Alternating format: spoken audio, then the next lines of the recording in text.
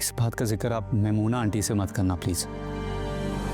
अपने तक रखना भी मुश्किल है। मेरा तो दिल कर रहा है सफदर को बताऊं और फिर वो सहर को पूछे।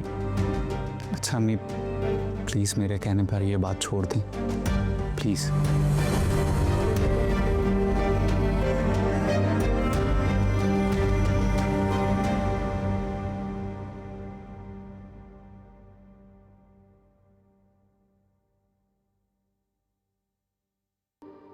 ये जावेद तुमसे क्या बातें कर रहा था? आप कुछ नहीं, बस इधर इधर उधर की बातें कर रहे। मोबाइल में कुछ दिखा रहा था तुम्हें? वो अपनी तस्वीरें दिखा रहे थे। एहतियात किया करो, नंदोई से इतना घुलना मिलना अच्छा नहीं होता। जी मैं एहतियात करूँगी।